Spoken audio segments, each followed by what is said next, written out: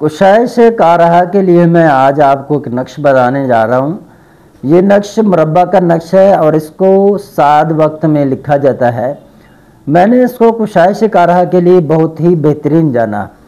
مثال کے طور پہ کشائش کارہا جیسے کاروبار کے مسائل ہیں یا اسی طرح جو دیگر جو مسائل ہیں عموماً جیسے اپنے ہوتے ہیں معاملات، تو اس میں اگر آپ اس کو استعمال کریں گے 7 وقت جو ہے وہ بہتر ہونا چاہیے۔ جیسے 7 قمر ہونا چاہیے، 7 مشتری ہو، 7 زہرہ ہو، تو اس وقت آپ اس کو جو ہے وہ لکھ سکتے ہیں۔ جیسے کہ میں نے اس کو پایا قمر اور مشتری یا پھر زہرہ اس میں تثلیث ہو تو پھر اس کو جو ہے وہ اس وقت لکھتے ہیں۔ تو میں نے اس وقت اس کو جو ہے وہ بہترین پایا۔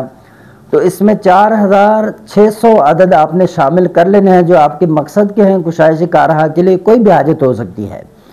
تو وہاں پر اپنا نام، اپنی والدہ کا نام، اس کے اعداد نکال کر اس میں جمع کریں، اور جو اپنا طریقہ کار ہے جسے مربع پر کرنے کا 30 جو ہے وہ نفی کرنے کے بعد 4 پر تقسیم کریں گے۔